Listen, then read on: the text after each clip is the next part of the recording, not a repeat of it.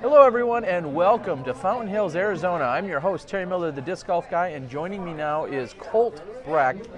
Colt, you've been doing so much stuff here with the Next Generation Disc Golf Tour. We know we hear from Pat Govang and we hear from Dave Feldberg and Cynthia Whitaker, but let's face it, you're the brains behind the whole operation. You know, I didn't want to take the credit because, you know, they came up with the idea and everything. But yes, I am the one at the forefront of this war zone with all these competitors and Facebook and all the social media. I'm the one they're yelling at when something's not going their way, and I'm the one they're praising when things go their way. So, well, one thing that's been amazing in talking to you, whether it was the bracketology the other night or any time throughout the year, is you know what's going on with the events, but also you know so many of these players. And this is upcoming class of new players here, hopefully our next professionals. How did you get to know everybody so well? So when Feldberg first came to me, he asked me if I'd help him with social media, and then naturally, being such a small crew of people, I had to start filling other gaps in the responsibilities and just to make sure everything ran smoothly. And so I was helping with registration, I was helping with processing events and making sure people's scores are right and this and that. And so everybody started contacting me, and I started talking to everybody and just getting to know them on a personal basis because I was there last year. I was one of the players in the original Next Generation Tour, so I know exactly what they're going through, what they're feeling, and I was able to relate to a lot of these players. So, well, it's been great, and now here we are. Last year we wrapped up the entire tour out in Colorado. Yep. This year we're wrapped up the tour here in Fountain Hills, Arizona. There's a putting competition going on as we speak. We're at Euro Pizza, which is one of the best places. I've already given it the official stamp as the single best calzone on the planet. Anywhere I've ever been, this is the best calzone. So what a great night. We got lots of players out here. We're going to check in with a few of our top competitors. What have you thought about the competition as these first 4 rounds out of potentially 6 are already in the books? So it's been pretty interesting. You mentioned bracketology, and you know, when I was going through and picking my own brackets, I knew enough about most of the players, but then I also used PDGA ratings and numbers as did everybody else, because these people haven't got the exposure that as our pros. So what else do you have to go off of? But as of right now, we have 3 leaders in Silas Schultz, who's 14 years old. We have Stuart McKissick, who is our only international player out of British Columbia, Canada, who I've actually competed with before, like at the Beaver State Fling and other Oregon events, because he drives down. And so I had a little inside information there. And then we also have Joseph Rawling, who you might know a little bit better than me since he's from Wisconsin. Yes. And I didn't know anything about him, so seeing him come up makes me regret not putting him in my brackets, obviously. And then we had our highest rated player in Christopher Kesseloff. I got a chance to play with him at AM Worlds this year. That was my last AM event.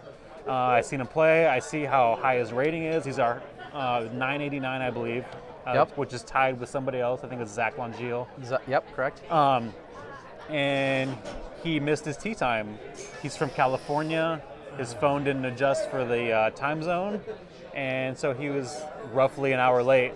And when we called him and let him know, he sounded defeated on the phone. Yeah. And it almost sounded like I didn't even know if he was going to show up. And he did. He missed 3 holes. So he took par +4 on the first 3 holes. Which is a 7, 8, and a 7 out here, because that's one of the par 4s is hole number 2. Yeah, exactly. So he took 12 penalty strokes to start his quest for this national championship victory. And he fought his way back down to, I think he finished with 4 over in round 1. Yes. And granted, it probably won't even count on his rating. It was like an 899 or something. But now he's sitting in 11th place. You'll see in the wrap-up summaries that have been going on Next Generation that we're kind of following Chris Kesseloff, even though he's not in the top 5 yet. But he's also not out of it No, yet. he is not, yeah. Yeah, it's been pretty incredible to see, like yourself. I saw him at the Final Four, during the Final Four at the M Worlds. That was my first introduction, and he's got a very high PDGA number. He's also got a great rating. He hasn't been playing competitively in events for that long, and to see the skill sets that he has, and then to come here, be one of the favorites to win this entire event, again being tied for the highest rating. And then who's he got? Boost Mobile or Cricket? Or like, we need to talk about how this time zone didn't adjust for when he was switching. There's cell towers everywhere, people. Yeah. He must have a prepaid phone. And he just didn't put his money on it in time. Yeah.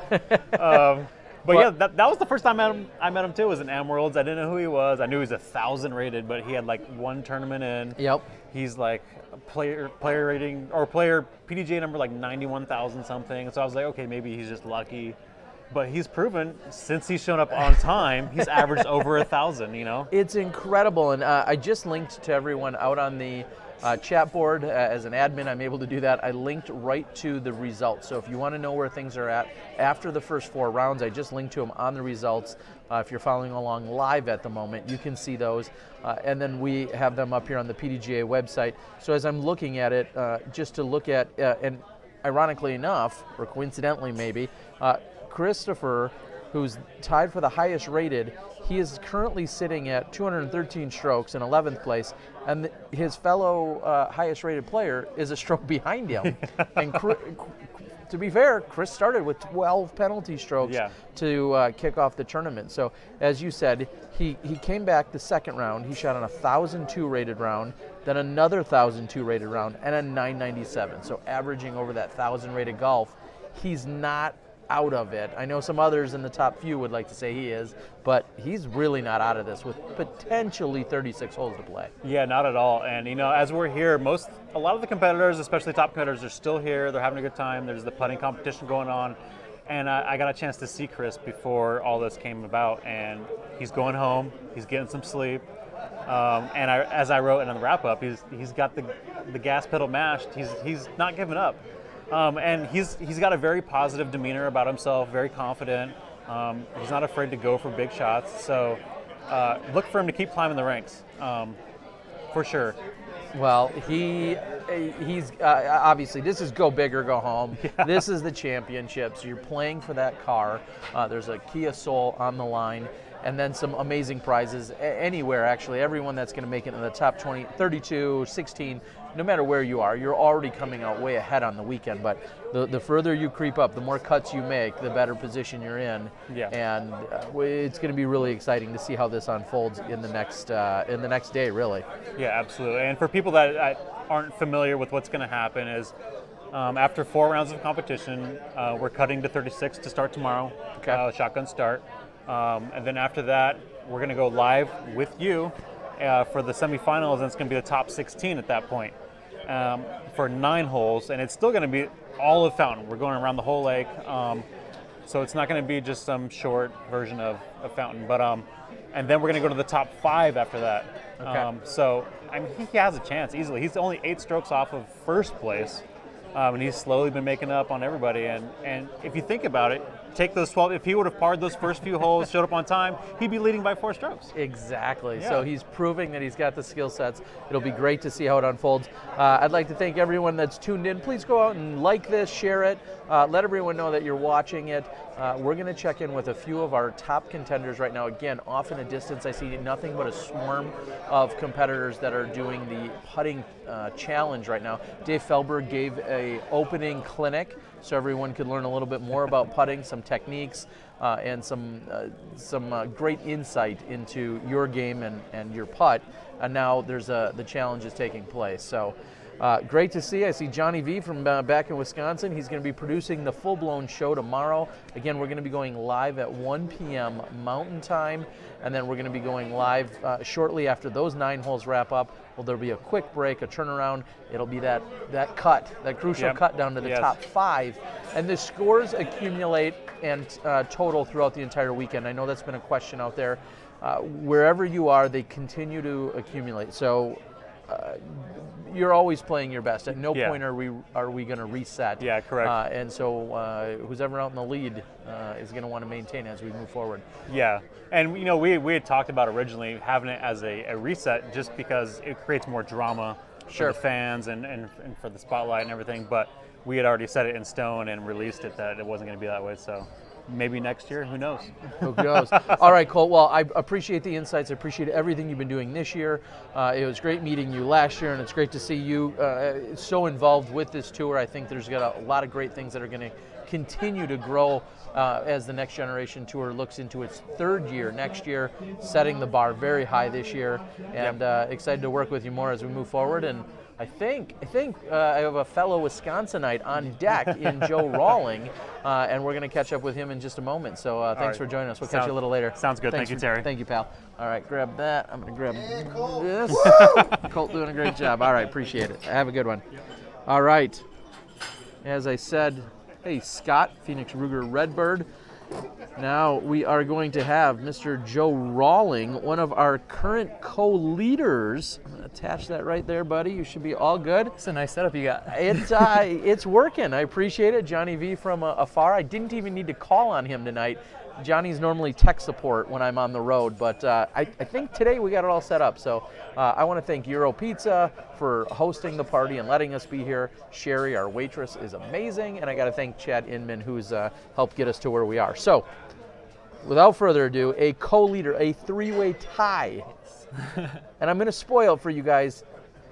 Nobody wanted the outright lead on the final hole because you guys put yourself in position. Spots, yes. You were putting so well throughout this afternoon, and I was like, all right, 2 or 3 of these birdies are going to fall, and well, that didn't happen. But you're still in the lead. Yes, exactly. So yeah, the putts were falling really well. You know, everything was going smooth sailing, and then getting up to 18, and you have a gallery. You got 40, 50 people around, and the film crew and everything like that. So the putt came out of my hand just a little bit right, smacked the chains on the right side of the basket and fell out. So it was a good putt, but it just didn't want to stick. It was a really good putt.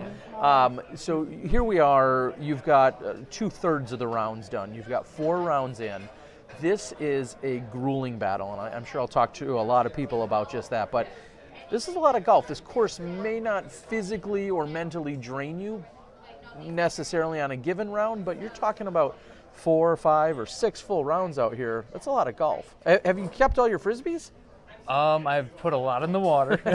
How many have you gotten back? A good majority, probably about 80% of the discs I've gotten back from the spotters. Spotters have been great out here. There's a lot of them on all the peninsula holes. You know, spotters are great, and yeah, as soon as you go about 6 feet in, it drops off steep. So you miss the land by a little bit, and it's going to be gone. Well, it is. It's been amazing seeing so many red shirts. Everyone that's out here as part of the Next Gen staff, as we just talked with Colt, throughout the day, everyone's wearing a red shirt. Everyone's wearing a red hat. It's all hands on deck. And I've been so thoroughly impressed with how much effort has been put into it. I mean, it's clearly no small feat to put on the tour, but here at the championships, I hope you guys feel like everything's running as smoothly as it can for you. Yeah, I actually met Sean Summers, part of Fighting Birds Disc Golf Club, the local club, the first day that I came into town, and he added me to the Facebook page, and right away, you know, they're asking for spotters and everything, so I'm guessing that a lot of the spotters out here are local guys, you know, local guys from the Disc Golf Club, and they've been doing a great job calling in bounces, out of bounces, you know, checking it out for us, and, you know, grabbing discs when they can. Yeah, yeah, it's there's a number of peninsula holes that I think of the stretch on 7, 8, and 9. Those 7's a little bit shorter, only 210 feet or so, but 8 and 9, those are knee knockers. Do you feel like you have a solid game plan every time you approach those? Not really. Just sounds like a no. Just miss the water. Yeah, exactly. Okay. That's really all you got to do. Yeah, I threw a force straight into the gunite and chewed up the edge of my disc real bad on one. So yeah, as long as you can keep it clean, you can score well. And if anyone is looking at the scores on PDGA.com, you can tell when I've stayed clean and when I haven't stayed clean, because my scoring spread is absolutely ridiculous in this tournament so far. Well, and speak about that a little bit. This morning you did not come out as hot as you would have liked to. You had a great opening round, but then you cooled off a little bit. What about this morning's round, and how did you adjust for the afternoon? Yeah, I mean, last night a number of my buddies back in Wisconsin have been hitting me up and like, oh, we're so proud of you, we're so great, we're rooting for you, you're gonna watch like all of your stuff. And like as soon as I came out this morning and I started having a couple bad shots, I'm like, man, I'm really letting Wisconsin disc golf down and all the locals back home. And and it's like you have a bad shot and you're trying to reset, and then you have another bad shot and you keep trying to reset. You can only do that for so long before it really takes a toll and you start feeling defeated. So I was able to bring it back towards the last 4 or 5 holes to kind of like save face going into the second round, and then it was a good time to reset during lunch and come out firing. And that's kind of what I did. So. And it's been a unique format. You guys have played a tee time round in the morning, or mid to late morning in your case, and then you have that basically that 1 hour to have your lunch just like you would for a normal event, and then you go back out with the exact same group and you play another round in the afternoon. How have you had to make any adjustments, or has that been anything unusual for you? Getting used to some of the personalities in the group. Yep. Yeah, yesterday the group was amazing. You know, we were out there having a fun time. That's the best part about an amateur tournament, is just because everyone is so laid back and just like ready to root everybody else on in the card. Yeah. And then today comes along and everyone's at the top of the leaderboard, and things are a little bit more shaky because like everyone's got the eye on the prize, and hey, you gotta go for it. So yeah, everyone's a lot more serious, but deservedly so. Yeah. Now, do you feel like with such massive payouts anywhere in this top 16, actually everything's been great, but you get in that top 16, you get into that top 5, obviously the grand prize of the car. How do you feel? Is there any added pressure knowing you're playing for such a massive prize, and is anything short of the win going to be disappointing to you? Oh yeah, definitely gunning for the win. Anything, I'm thinking like top 32, was it? Top 36 coming into the tournament. I'll be like, that'd be great, you know, make the cut and then throw pretty well, and then like, oh, top 16 would be great.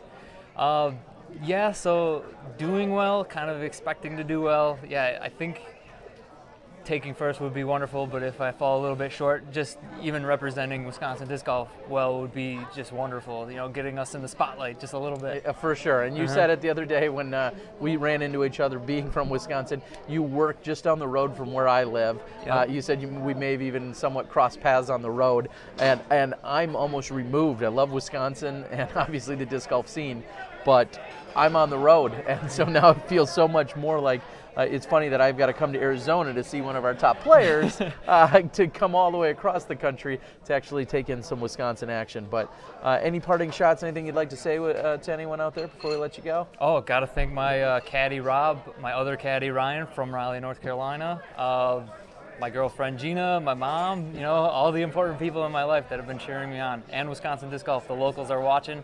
Thank you for your support. Well, they have been watching. We're all cheering for you, and it's great to see. I'm looking forward to how this is going to unfold. Again, you're sitting right now. I'm going to go ahead and read it off. Right now, it's got you on top of the leaderboard at 9 a.m. start tomorrow. Stuart, a gentleman from Canada, he'll be the new guy on the card joining you. Silas Schultz, who's about half your age, I'm guessing. Exactly. And Benjamin Cole. So that's going to be your foursome tomorrow as you guys tee off in the morning before that cut to the 36. So, well, thank you for joining us. I wish you the best of luck. I'm sure I'll see you out there at some point, and hopefully we'll see you pushing into that finals tomorrow. Yeah, great to see you again, Terry. Sounds good. You too. Thank you. All right, take care. I'm going to grab that for you and take care of that. And thanks, buddy. Nice work. All right. All right. I think we have Mr. Stewart is going to be joining us. I'm good, thank you. How you doing? Good, I'm going to attach this real quickly right to your Superman shirt. We're going to put that on. You'll be able to hear things a little bit better. So I don't even screw it up. Stewart McKissick? McKissick, yeah. McKissick. And you are, in fact, our one international player? International, playing in the national championship. Okay, well, that's a conversation for Dave Feldberg later, maybe. Yeah. No, but playing great, having a good time, I'm guessing. Sure, of course, yeah. I mean, you started out, you're only, your first run was your slowest round, but then you've gone from a 54 down to a 52, down to a 49, and then a 50. How do you feel about your play thus far? Well, I mean, slow start. But, I mean, that's been the story of the entire round, really, because I played 1, 2, and 3 over par, like extremely. So, okay. You know, I'm struggling with 1 and 2 in particular. Okay. So hole 1, as so many of you famously know, hole 1 at the Fountain is 390 feet, pretty much over water the entire way. That's the one Nate Doss was featured on SportsCenter with the ace. Yeah. But that is a knee knocker. That is probably the most nerve-wracking hole to start any tournament on. Sure. You know what, like, it's funny, I was talking with my caddy, and he's. Well, tomorrow maybe we'll throw the only disc we've thrown in bounds there, but we still yet to choose it as the first disc to throw off the tee for some reason.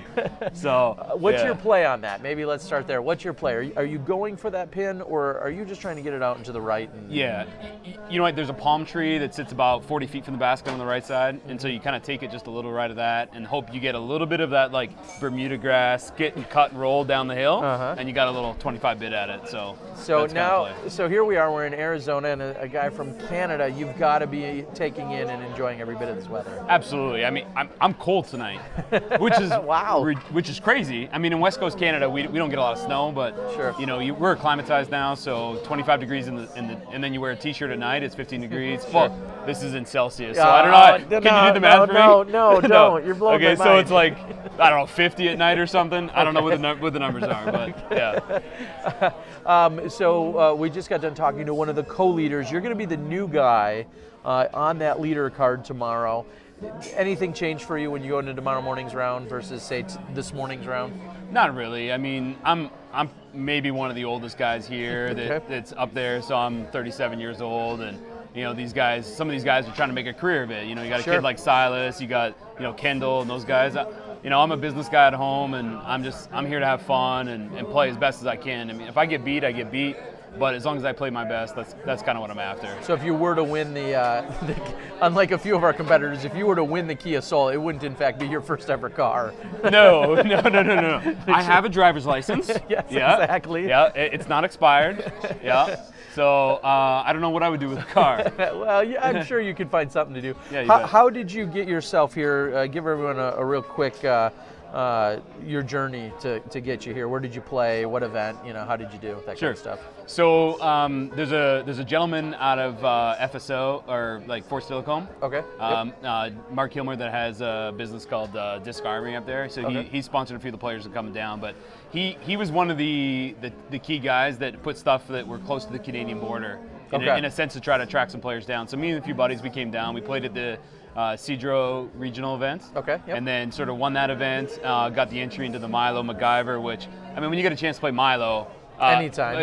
You bet. So we drove down to Milo, we played that event, did well there, got second with to Michael Henson. And who's also here. Yeah, you bet. And then my caddy this weekend has been a guy that's been with me since the beginning. I started playing disc golf 3 years ago, and just kind of made fast friends with one of the guys at the club, and he started his own business with the Ace Runners, they call it. And so he flew all the way down here at his own expense just to caddy for me for the weekend. Because he played the Memorial here, you know, and it's just like, this is old time, going to the Three Palms, talking to the guys that are teeing off on the 8th pad on the sidewalk. So it's been a lot of fun, actually. Good. Well, this is an exciting place, and right now, obviously, you're in great position to go after the grand prize. But as we whittle down, we're going, 36 tomorrow. I'm going to go ahead and guess you're really comfortable in that position. Then we go down to, 32 down. Yeah, 36 down to 16. And then eventually 5. Like you said, it's all bonus at this point. Is there? It's never bonus. Oh, okay. You know, you always want to do the best you can, right? So, So at this point, you're always looking at how many shots clear you are of. At this point, I'm looking at 16. So, which is a fairly long ways back. And so, top 5 to get the trip to come back to the Memorials. That is something that's got me keen. So right now, we're really bunched up there. Yeah, it is, and I know I just spoke of it. We'll go ahead and quickly recap the scores. We just spoke with Joe Rawling out of Wisconsin. Everybody's teeing at 9 a.m. You've gone from tee time starts throughout the last 2 days into a shotgun start at 9 a.m. tomorrow. That's 9 a.m. Mountain Standard Time, I believe. So if you're out there, Chris Kesselhoff, make sure your phone is set to the right time. I got to call you out, make sure you're good. Poor guy. I mean, what's his score? Like, yeah, we were just talking about that. If he was 12 shots better, he'd be 2 shots ahead of us? He'd be winning, yeah. I mean, the guy must be like the fire of the sun, hot mad. I guess he's a ginger, but he's been taking it pretty well from what everyone's been saying. And we give him credit. He's out here battling, and I'm going to say it again. I don't count him out of anything with how good he is. I played him in M Worlds. I played with him in M Worlds. In so like you one know. Round. So you know. Yeah. So we've got you, Joe Rawling, and Silas, the 14-year-old, all sitting at 19 under par, and then also on your card, rounding it out, is Benjamin Cole. He sits at 18 under par, and then another Wisconsin representative, Clinton, he's sitting in 5th place at 17, and then it goes 15, 14, 14. and then down to 13, 12, 11, 10. So there's a pretty even distribution, 1 or 2 strokes. You guys are starting to separate yourselves a little bit from the field, as you said. Right now, top 16, that's inclusive of Matt Travis, who I know is out of Indiana area. Yeah. He's down at 10 under par, so you've got some cushion. 10 shots almost. Almost 10 shots. So yeah, that Clinton guy, you watched him throw tomahawks and thumbers? A little bit, like I did out there. 400 feet. Yeah. Like, I heard, and this is for the fans at home to watch this hole, 14 on the back 9. He throws from a towel on a knee. It's 370 feet. He throws it from a knee. Slightly downhill. Slightly downhill from a knee. That's such an odd approach. Dude, I saw him put it to like 3 feet, so who cares? But you're right, it does not matter. Just gross. It does not matter whatsoever. We got some chat out on the board. Ben talking about Ben Anderson, at least that's the login, says he played with you in his first PDGA sanctioned tourney at the Canada Nationals. He called me on a stance violation on Grouse Mountain. Was just a warning. Well, I mean, yeah, come on, you got to keep it real. Did I really, Ben? I don't know. Are we starting the Stuart is the rule stickler of amateur disc golf? Oh no, there's beverages coming my way. You were done by now. Oh. I know. I got work to do here. Anything else? I'll take one. Anything else you want to share with the world of what's going on out there in the sport of disc golf? No, don't give me that. I'm driving back. Okay. You take that. All right, I'll take care of these. Yeah, you do that. I got work to do. You know what? Not really. I mean, I think probably the game is growing tremendously. We're really excited about it in Canada, on the West Coast in particular. So we got courses that are going. And Grouse Mountain is a ski hill that we have that's in the metropolitan area of Vancouver, and it's got some spectacular mountain views that look right down on the peninsula of Vancouver itself. So, the sport is growing. I want to talk to Dave a little bit about, we have an A-tier event that's the week after the Beaver State Fling. Okay. We strategically put that in with the PDGA to try and get more of the touring pros to just come into Canada. We had Sarah Hokum, Dustin Keegan, Zoe Andike. Yep. They all came north last year for that event. Okay. And it's actually on the Central Coast. We had them come up and film. Nice. So they can see the coverage of the golf course that we have. We have a relationship with some golf course owners there. So I think probably the biggest thing, because we'd love to grow the sport in Canada, is to get some of the top pros to come up after the Beaver State Fling, just 6 hours north, cross the border. We'll set you guys up, and we'll have a fun time up in British Columbia. Sweet. It sounds like a good time. It will be a good time. You should come up. All right. Well, might have to put that on the schedule. I want to wish you the best of luck. Thanks, Terry. We'll see you out there today. Tomorrow is when we'll see you out there. Looking forward to it. That 9 a.m. start. And it, again, is Stuart McKissick. You got it. Yeah. I'll probably get that wrong at one point, but it was great chatting you. It's great meeting you. Hey, let me just say I want to say hello to my 2 daughters, Kaylee and Paige. Okay. My wife, Shanna, who lets me come down here and take some vacation time away from the family. Let's not underestimate the wives and significant others that let us do this kind of stuff. So we can go out and play and do the things we need to do. You bet. Very fair. Appreciate that. All right, I'm going to grab this from you. And thank you so much. Dave. Great job. And we'll see you out there tomorrow. Thanks. All right, buddy. All right. Stuart McKissick from Canada. He's going to call it an early night. I think we're going to bring in our next guest. We're keeping things rolling here. If you guys got questions or anything you'd like to talk about, I'll go ahead and add this for you. Please go ahead and put them on the board. And put those on for you. And joining me now, tie for 12th place, is Matt Maldine. Is that the correct pronunciation? Malden. All right. Does everybody want to add the extra accent? No? All right. Well, Malden. All right. So we have not had too much conversation. I saw you out there throwing a little bit yesterday. Give everyone a quick introduction to you and the sport of disc golf, how you relate. Matt, obviously, my name is Matt Malden. I'm from Beggs, Oklahoma. It's a small town outside of Tulsa. Came here through the region champion. Was a region champion in Tulsa. And Dave, he asked me to come do an interview. He thought it was interesting that I do disc golf, but not only do I do disc golf, but I actually travel the country and do rodeo as well. So. Rodeo, yeah. Okay. All right, please tell me, I'm just going to assume you're some form of rodeo champion, world champion as well? I wish. No? Okay. Not quite. No, I've been doing it since I was 12 years old. My family's real big into rodeo and stuff like that. We've always just traveled the country and went to different competitions, and now that I'm old enough, I get to go to some more higher level competitions.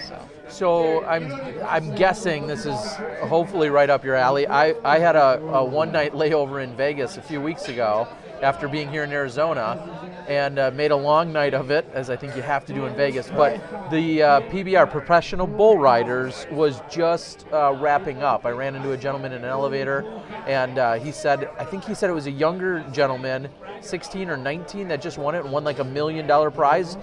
You can elaborate. What was that? Were you there? I was not there. I was watching on TV. Okay. Bull riding is obviously another event in rodeo. There are different events. They had their finals a couple weeks ago, whenever you said it was. They had the national finals of rodeo. The professional rodeo finals is in 2 weeks back in Vegas, and that has all 7 rodeo events in it. Okay. I will also be there. I will be competing in a different association just down the street. Okay. It's called the World Series of Team Roping. Okay. So it's just one event centralized. Sure. So then that of course is my next question is, it sounds like obviously these different disciplines that are out there. What is yours? What are you focused on? Oh, I compete in team roping. It's basically an event where there's 2 partners. One, we're both horseback. One partner is responsible for catching the head of the cow, and the other partner is responsible for catching the feet of the cow. Okay. Yep. It stems from some old cowboy stuff that they had to do in the pastures, where they had to tie the cow up and set him down so they can doctor him. So. Okay. Wow. And you've been doing that for how many years now? Probably around 15 years. Okay. So dare I ask, where do you see well, maybe they can coincide perfectly, but is there one passion, disc golf, versus that you think is going to lead you to, I don't know, bigger money or fame or whatever it is you're going after? Right. I think that they go kind of hand in hand in the sense that rodeo also has a classification system, kind of like our rating system. Okay. You start out as they have a rating system that goes from 3 to a 10, 3 being a beginner and 10 being a professional. Okay. So you start out and you just kind of progress just like our ratings do. Sure. And what are you what's your rating? In team roping? Yeah. I'm an 8. You're an 8. Okay. So I'm getting pretty close to the finish line, I guess you can say. But so when I first learned of disc golf and got into it, I learned of the rating system and how we can move up from different levels of competition. So being an AM player, an advanced player, I'm really looking to get my rating up and compete at the highest level. That's awesome. So I have to ask, I won't sidetrack too much, but the ratings go from 3 to 10. Why did they start at 10 or at 3? That's a great question.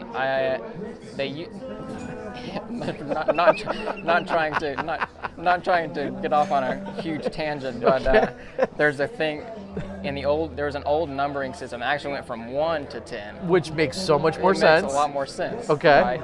And a few years ago, they actually changed it to it's called the triad system. So they started at 3. Don't ask me why. I have no idea. Okay. Okay. I think that's all too obvious. That's got to get asked a million times, right? Why start it makes 0 sense. Now, if you said it's a 3 to a 17, I would still think that's odd. Yeah. But at least those would be 2 kind of odd numbers, right. Random numbers. But 3 to 10. All right. Anyway, anything you'd like to say as we move into tomorrow's round? You're sitting right now. What did I say? A tie for 12th, I believe. Yep. What's the plan tomorrow?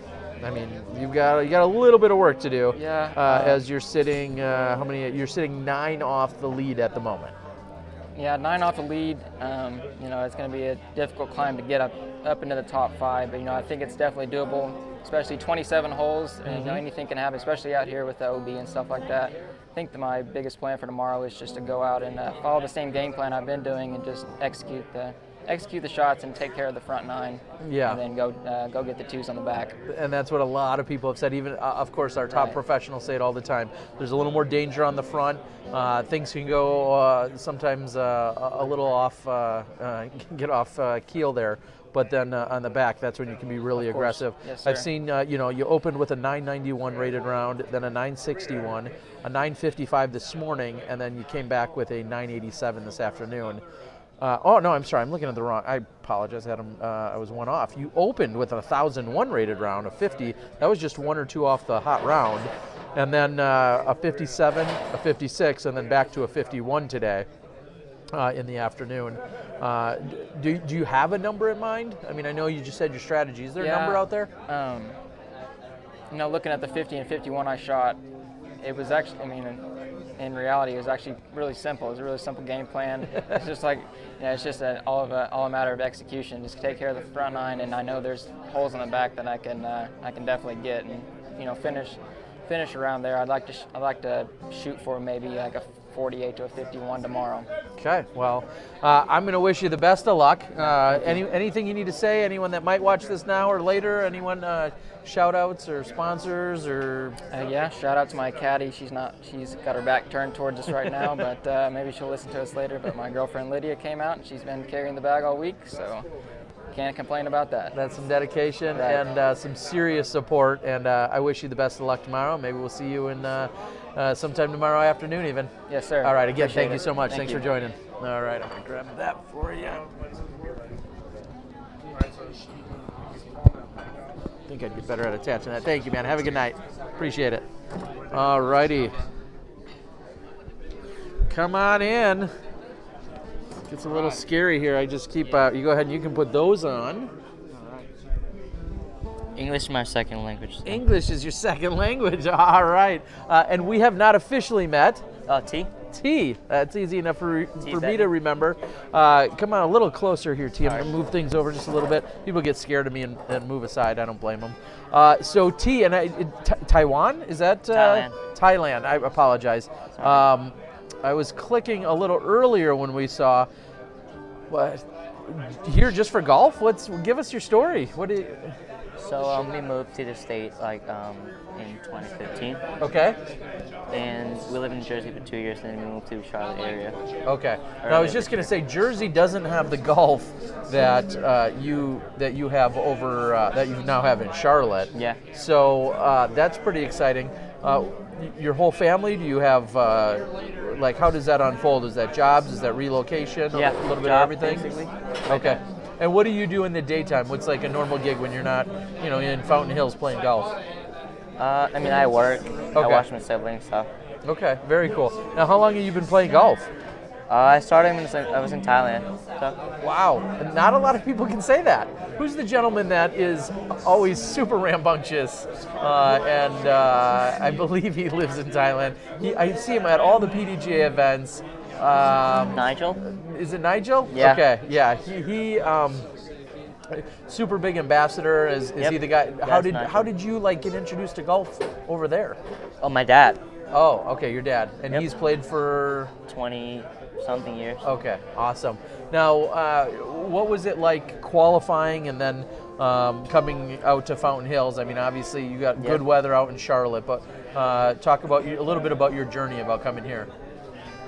So I play in the regional. I had to go back during the summer and play. So I had to go back to New York to play the regional qualifier. Okay. So it was kind of sad, but because I was leading by 6 strokes going to the final round, then I blew up. What happened? All right, we don't need to I talk don't even about know. It. Okay, well, that's all right. So we're right now, as I pull up your PDGA 62088, and just a moment ago I was going to double check where you're at with the scores. You're sitting in a tie for 7th. You're rated 957. You're sitting at 14 under, and you're going to be you're going to be on the second card, and you're just a couple strokes away from that.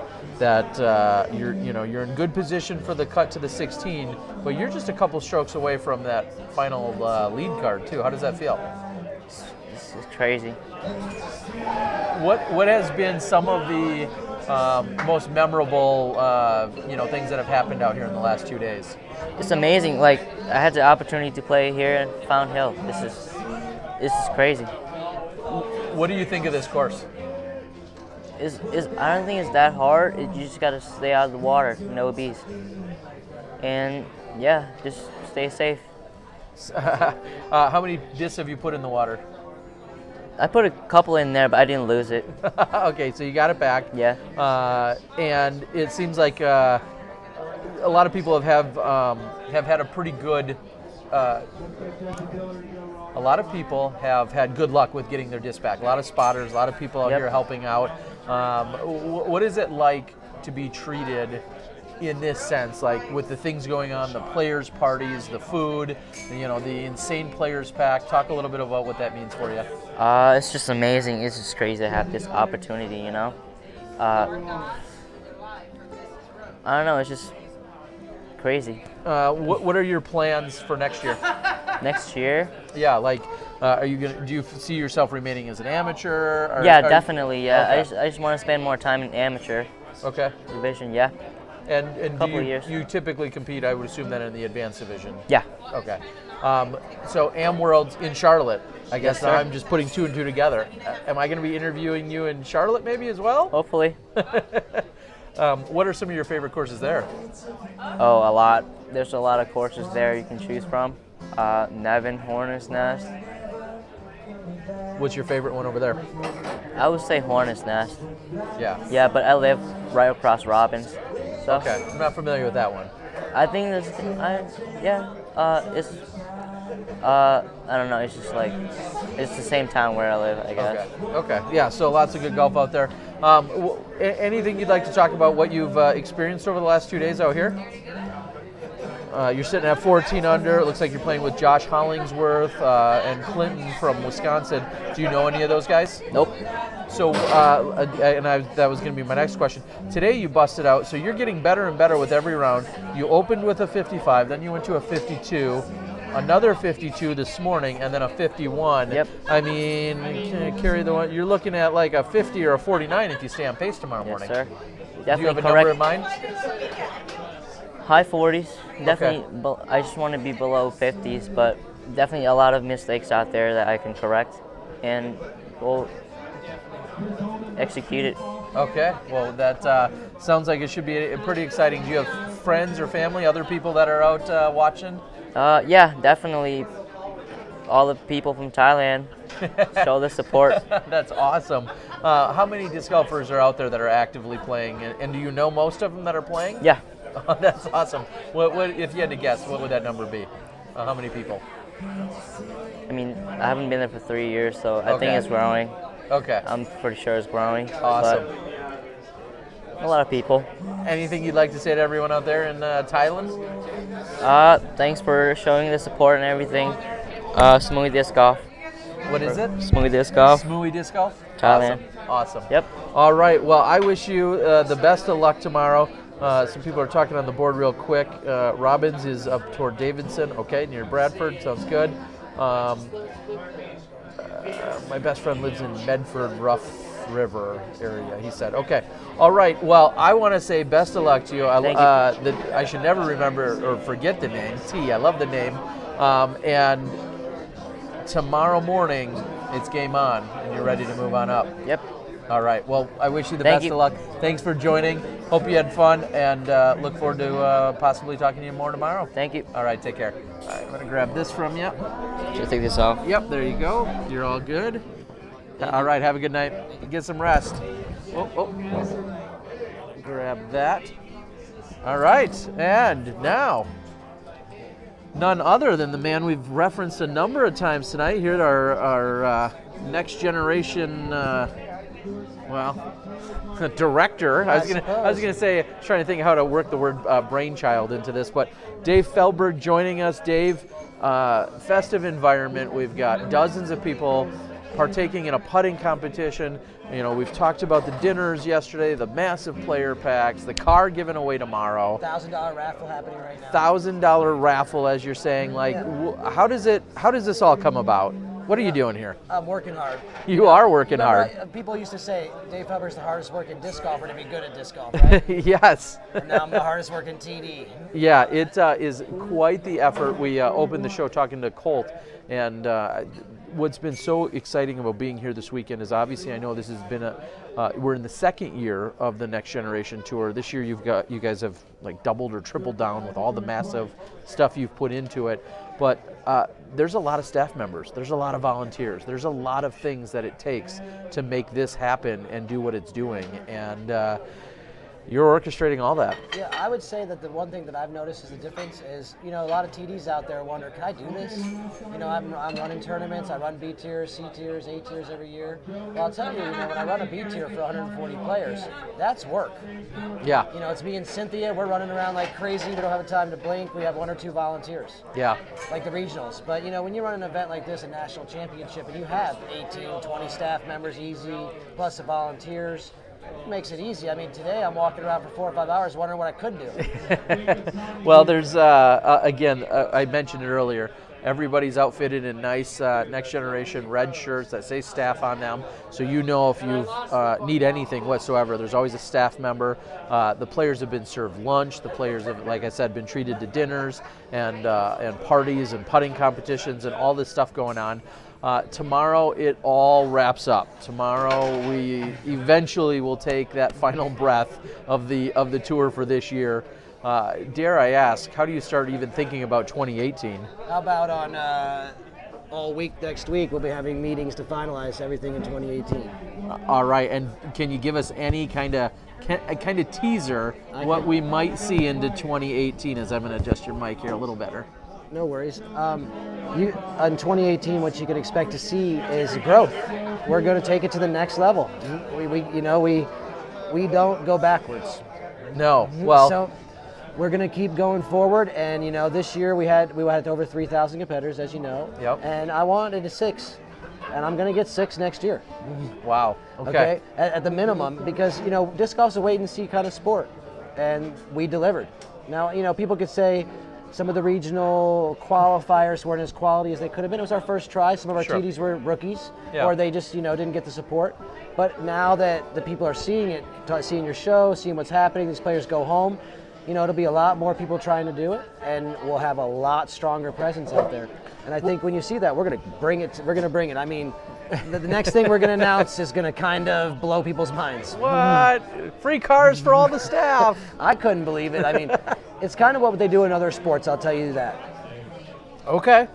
Well, I'm sure we'll get some teasers, and then, you know, on a Smashbox Tuesday night or something like that, we'll have to break out all the big news. We're excited, and I've got to say, Smashbox and the Disc Golf Guy, whether it's post-production or live, I've been very excited to be a part of this, to be watching it unfold. Again, I see what it's like to run these big events and all these hands on deck.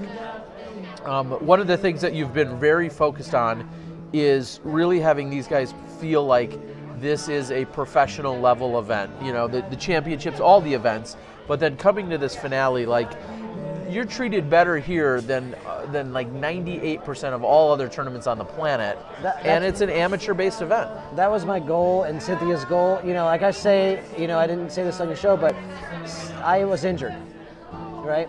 And I had to get surgery, and Cynthia played some tournaments the year before when I was on tour, and you know, we just didn't see any reason for her to want to keep playing him. I mean, there was no excitement behind him. Nobody watched him. They put him far away from us.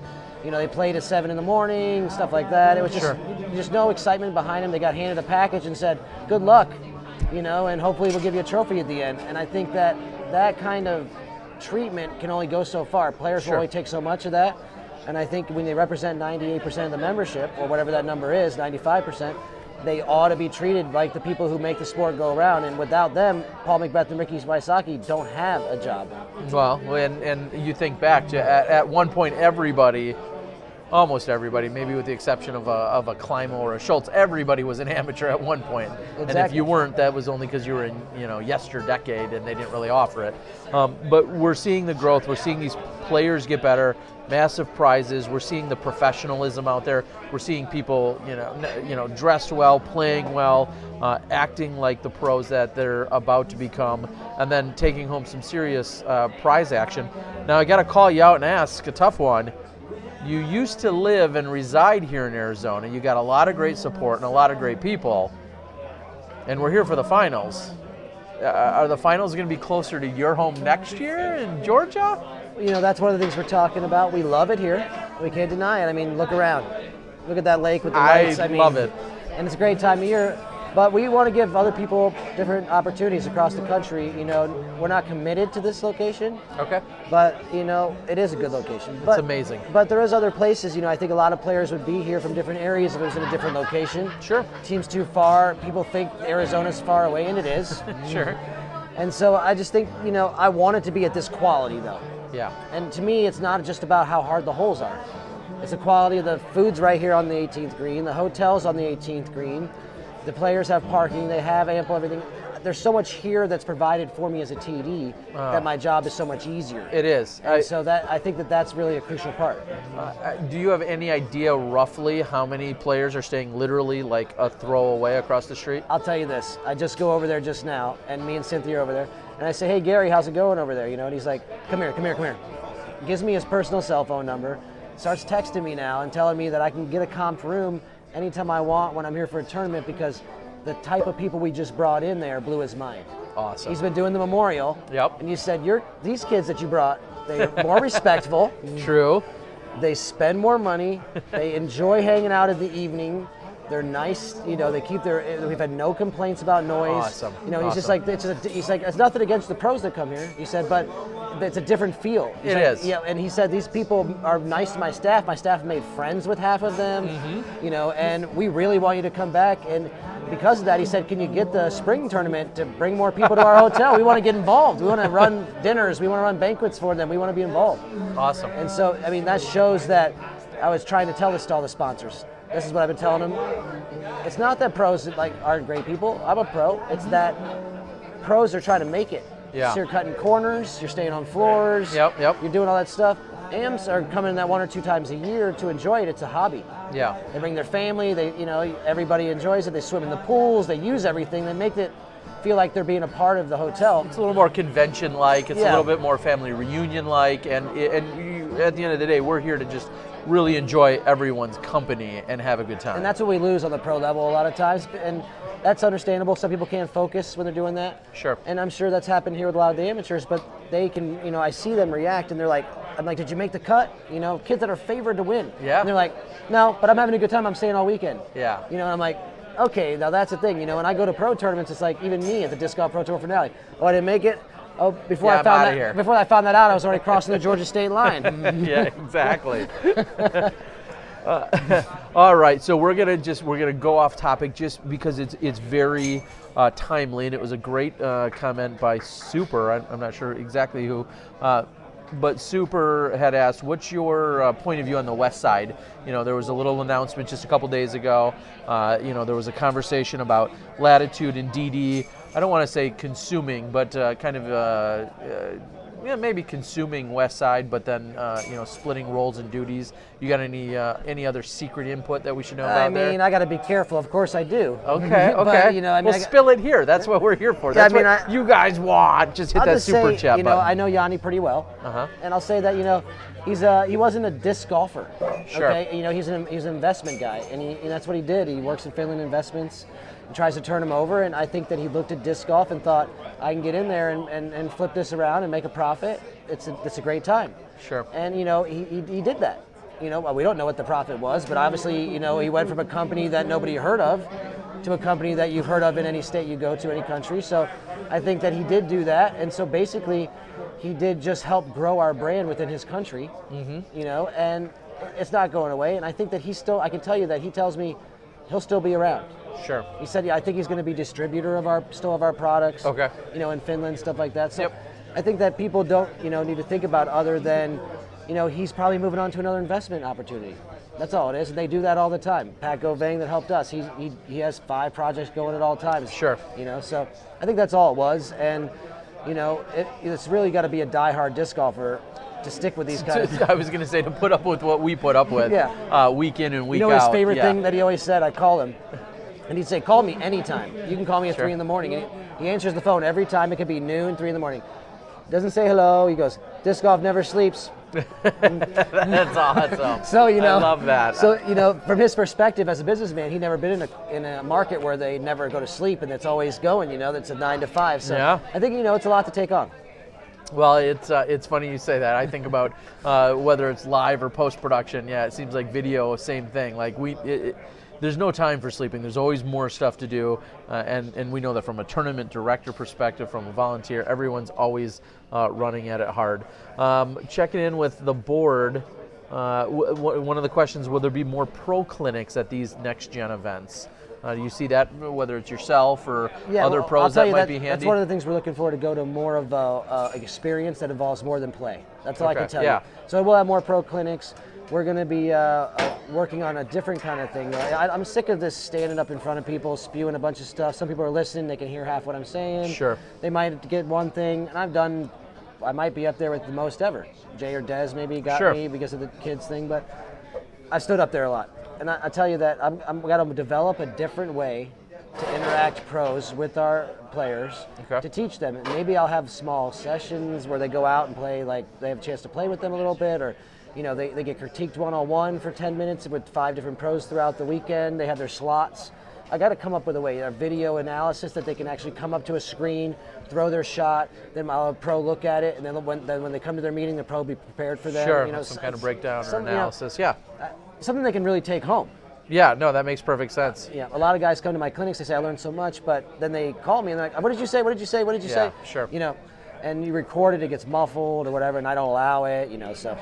It makes perfect sense. The other question that came in, another good one that I saw was, will there be a car given away at every year going forward? It won't be smaller than a car. It won't be smaller than a car. He's giving away an RV. You heard it here. I just called it. He's giving away an RV. 2 of them. 2 RVs every year. I don't know. All right, so I think that's a legally binding contract. It was on the internet live, so it therefore must be true. Real quick, before we let you go, you've got a massive staff, lots of people, lots of volunteers. Give a word, give a shout out, talk about some of those individuals or collectively. I mean, it's unbelievable. This is my first time managing a staff this large. A lot of people have more experience in that. I'm a guy that runs the tournament myself. Sure. And this is, I've had so many compliments on my staff from the people they've been drinking with, the people they're eating with, everything. I mean, the hotel, the restaurant, the players. I mean, the first round I had 20 people come to me and said, I don't know where you got this staff, but they're on fire, And I think it's because I just didn't take anybody. We hand-selected every person for their position.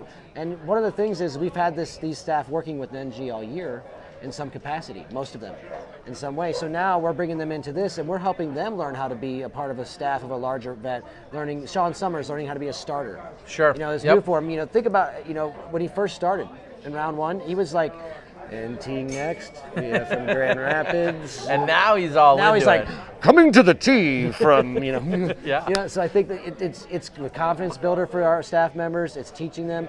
We have Grady Clifford coming in.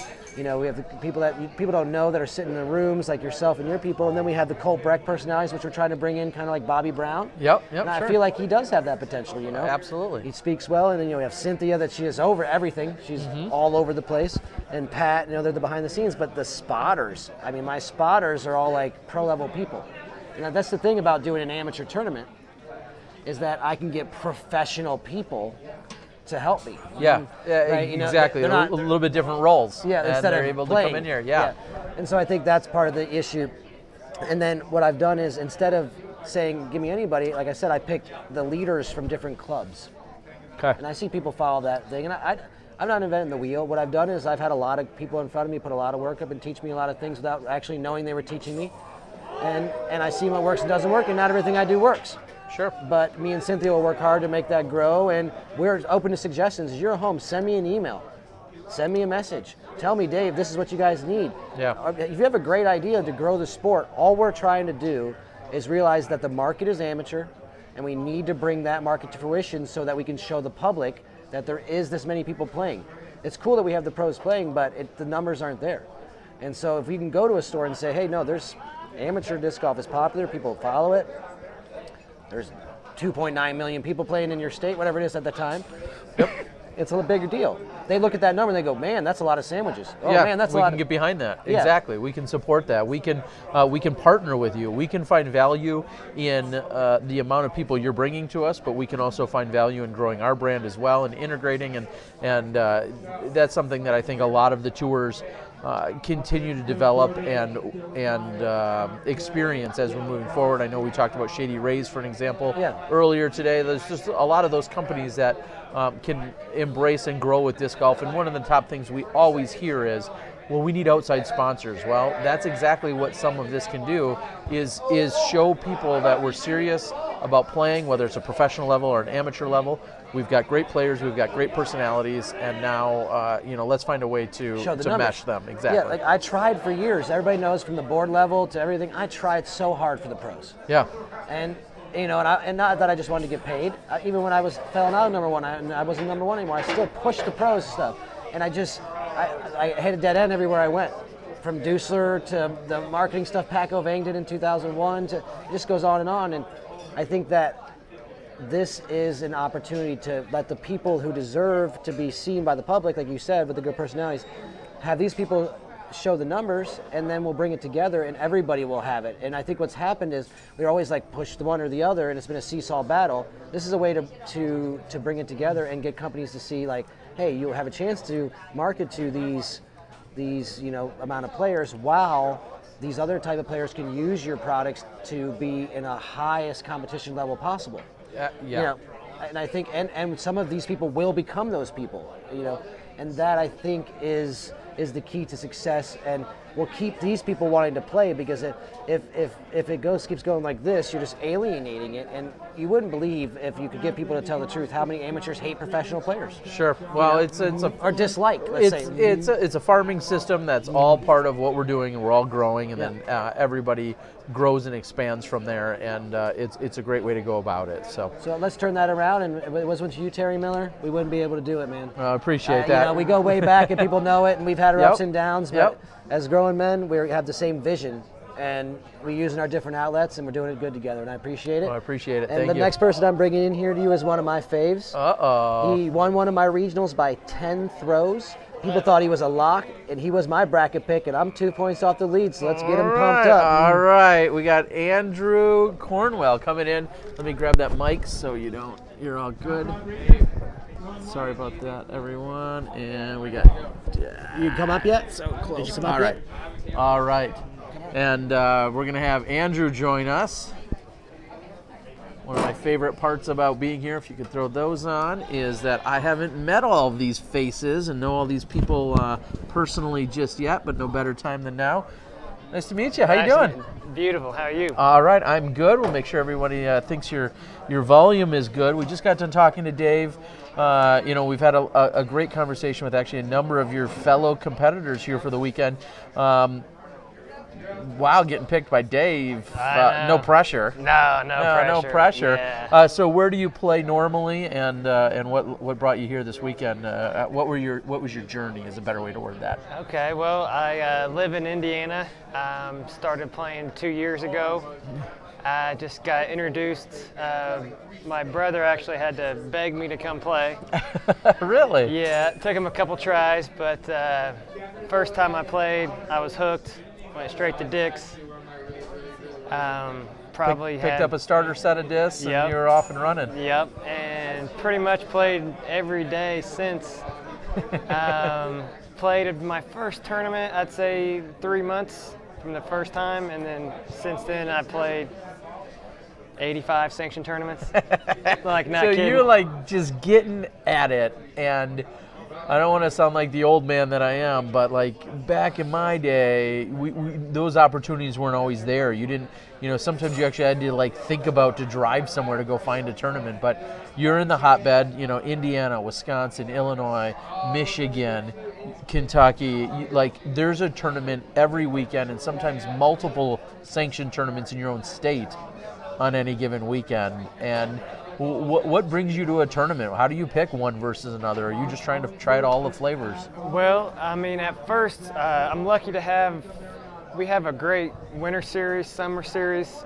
Jason LaBella puts on a great series. I think this year there's 13 winter tournaments. Okay. Yep. Starting January 1st, every weekend. So yeah, 13 winter, and then it goes on to the summer series as well. First year I was just playing all those. I mean, I think I was the first one in Indiana to play all the winter, all the summer, all the fall. And the fall series is not even a sanctioned tournament, but so I'm really lucky to have him in tournaments so close. Well, and so you're not messing around. You're trying to get everything you. What was it about the next gen where you're like, hey, you know what? I want to commit myself to that, and then I need to go play in this championships. How did that unfold for you? Yeah, I mean, I'm just looking to play. I mean, every weekend. I mean, I really pretty much play every weekend. So it doesn't matter what tournament, C tier. You know, you should come play my C tier next weekend. I got one going on in Cold Turkey. Cold Turkey 12. It's just barely over the border in Wisconsin. So I mean, you come through Illinois, and then just over the border is my C tier. Don't tease me. I mean, last year it was like a weekend before Christmas. Nothing going on, cold. I actually drove. We were slow at work, right? Sure. Slow at work. I drove 9 hours to South Carolina by myself to play a 2-day C-tier tournament. Wow. So, don't tease me. I might saying, show up. You should. I'm just saying the Sunday, the intermediate and recs are almost sold out, but there's some room in pros and advanced on Saturday, so you should come up and play. Players pack is ridiculous, which I guess you've been spoiled. I almost now want to retake that back. I can think about this $107 player pack I'm giving away next weekend, but you're on the next gen tour. You guys have been spoiled rotten. This year. It's actually, come on, it's disgusting. It's not fair. It's not fair to compare this event to what I'm doing next weekend, but it's pretty awesome. Dang it, Dave. Dang it, Dave. And actually, for me, it's not. I don't care about the players pack necessarily. I mean, to me, at first, it's crazy because you go practice, you know, for free. Like, there's no pay to play hardly. I feel like I owe somebody something. You know, I mean, going to the park and playing. So to me, it's. The money I spend is well worth it. It's gone, so I don't care honestly the payout or the players pack. It's all just bonus. There for the experience. Yeah, it's all a bonus to me. So I think I'm gonna know your answer when I say, what do you think of this place? What do you think of Fountain Hills and playing golf here on this course in this weather? Yeah, I mean, with the insane amount, with the largest first place prize in history. I mean. Especially being amateurs or advanced players. Yep. I mean, I don't think they can top it really, or anybody can. I mean, it's ridiculous. It is. It's pretty amazing. Yeah. Well, real quick, we'll talk about we got I think another young gun coming up too. Yeah. But we're looking at your rating. You're rated 968. Your PDGA number is 78239. You're sitting 14 under, which is I'll say just 5 off the lead because that's nothing out here. Yeah. You've had a 54, a 51. Struggled a little. You had your worst round this morning, and then your best round this afternoon. What was the yin and yang there? I mean, definitely some wind factor. Taking a 5 on hole 1 on my first round today. Okay. Didn't help, but I bounced back and I ended up parking it second round. So 3-stroke different right there. So right off the bat. Yep. Yep. So that helps, and finally. I think I had 10 birdies second round. Wow. 2 bogeys, so it's out there, and you went out and got it. You yeah. definitely went out and got it. So coming in with that 48, that was that tied for the hottest round of this afternoon. So that's got to feel really good. I'm gonna steal my. I think I owe him a nickel or a dagger every time I say it. I'm gonna steal the word momentum from Ricky Wysocki. That's got to give you some good momentum coming into tomorrow morning. No question. Plus, I played so many rounds. To me, the more the better. Usually, I get better as I go, so I'm hoping everyone kind of gets tired and kind of slacks off a little bit. Either that, I already got knocked out of the putting challenge, so maybe people will continue on and they'll be up late. So it's called tactics. They're gonna throw like 300 putts. And their arms are going to be sore, and then tomorrow morning you're going to be like, I'm fresh, I'm ready to go. They're going to be here till midnight. So yeah, and I'm going to be drinking. Right.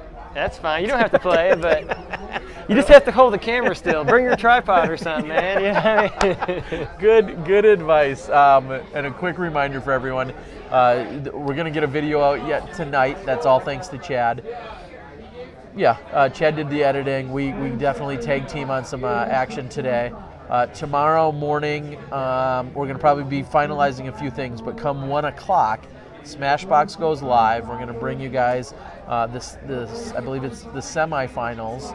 There's going to be a cut to 16 people at that point, so we'll be covering probably the lead card, maybe dipping around a little bit, and then there'll be a short break, and then we go to the final 5 players, and then giving away that car. And then selfishly, I'll say, the second that car is given away, I'm going to do an interview, and then we got to bolt to the airport. We're fighting to get back from the airport. But what an amazing place. What a great atmosphere. What a great tour. The last question I'm going to give you then is, next year, where do you see yourself as a player? You haven't been playing that long. Right. Where do you see yourself? Or is it time to move into that pro division? Do you feel like you got a little more to accomplish here in the AM side? What are you doing next I mean, year? I'm definitely needing to improve like everybody is. Honestly, I was waiting to see after this one. Okay. And just go from there, so we'll see. I mean, if you have a new car to tour around on next year, I'm going to assume it's going to be at the professional level. If I win the car, it's no question. No All right, question. you heard it here, folks, right here on the podcast, the Disc Golf Guy podcast, that if you take down that car on the tour next year. Given. That's a given. I like that. I feel like it should be like mandatory. I would think so. I mean, if you win the largest prize in disc golf history, you just have to go up.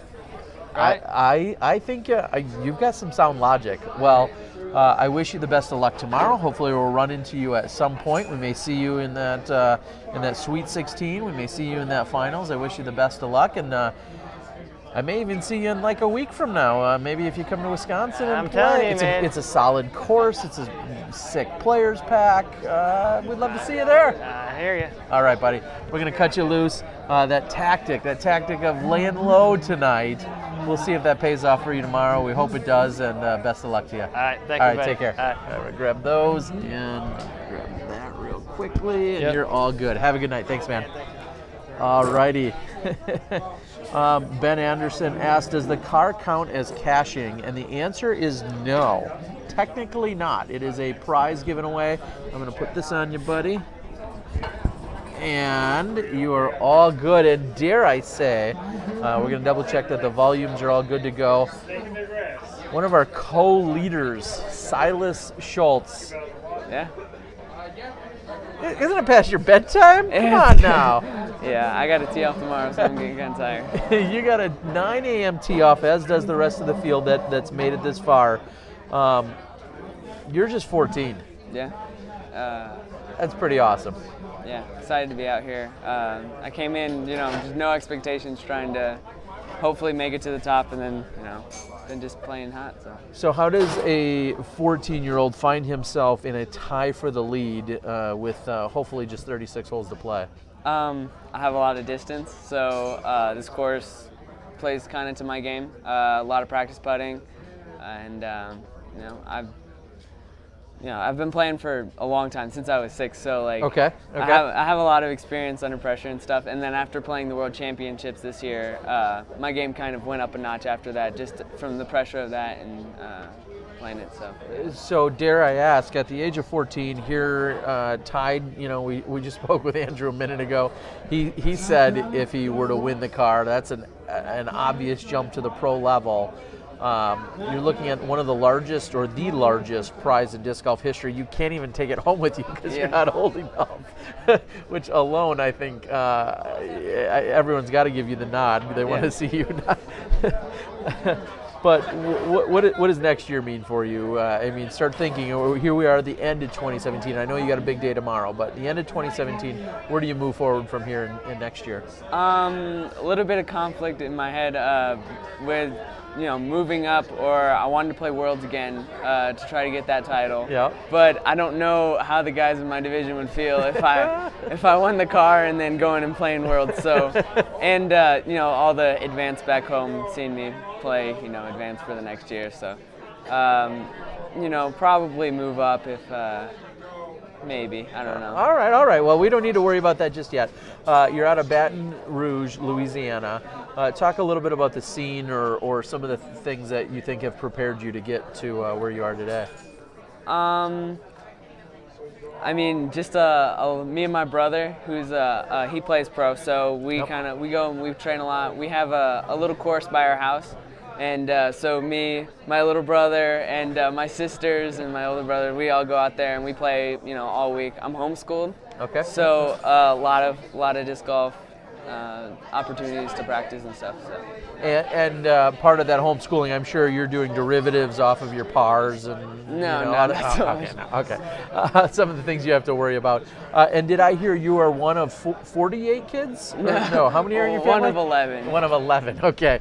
And how much, for those that don't know, what is it like as disc golf as a family activity? I mean, you've got supporters and family here. What is that like as disc golf as part of your whole family, you know, genetics? It's pretty much the best family sport ever. I mean, you know, we're not shuffling around to practices and stuff like that. You know, we can all go out, play around together, and you know, and it's easy to kind of start a kid young. You know, they like throwing and playing in the backyard and putting and stuff. So. Is there anyone, we've seen obviously a lot of young players come into the game. There's a lot of great young talent here, but is there anyone at the professional level that you either feel like you've mimicked or that you've you know, somewhat taken after or looked up to in any way, whether it's your form or their demeanor or anything like that? Form-wise, a lot of people say I throw like Eagle, it's or look like Eagle. Sure. It's not intentional. Are you a vegan? No, I'm not a vegan. I do love meat and all that, but no, I started really young, so I started throwing backhands, and it was before, you know, all the clinics on YouTube and everything. Sure. So pretty much natural form, and as far as mindset goes. I don't know, maybe Simon, just, you know, not trying to be too serious and uptight, and you know, mostly try not to get too negative. And Simon has a really good time out on the course. Now, did I pick up a little, I guess when I was looking at your putt, do I pick up a little Cam Koglazer-ish? No, is that I mean, fair? I don't know. I mean, I've been putting like that for a little while, so yeah, it's probably close the way I swing my arm. So maybe. Okay, Charles Guidry, yep. He says you need to move up, and he's tired of getting beat by you. Is that fair? Yeah. Sorry, Charles. Too bad, Charles. He's got work to do here. So we're going to move into tomorrow. You're in a three-way tie, and I'll give you the same hard time that I gave Joe. You could have had the outright lead possibly, but nobody wanted it on that 18th hole today. Yeah. What happened? Well, I threw a pretty good drive. You know, I was a little scared of the water, so I chunked on it a little too hard, flipped over inside the circle on the hill, putting downhill. I let Joe go first. I was like, if he misses, you know, I have the opportunity to take the outright lead with one stroke over these two guys. He ended up missing, chained out or whatever, and so I'm like, all right, I can take the lead. And man, just having everyone watching, and I don't know what it was, but man, right off the top, just dead center top, and fell off. So it was pressure, but then I knew, you know, I'm still tied. So exactly. Well, so you've got what looks like 18 holes in the morning, starting at 9 o'clock. Then there's that cut to 16, that cut to 9. I'm gonna guess that you feel to be pretty happy with where you are now. Is there do you have any expectations? Maybe that's a good way to put it, as to, you know, how you see tomorrow finishing out. I mean, you know, everyone wants to walk away with the car, but my goal for tomorrow is 18 rounders. I want to shoot in the 40s. That's what I shot the first round, and I think 40s would probably give me a lead and you know, give me a little bit of cushion. I really don't know what to think about the 9 holes. Sure.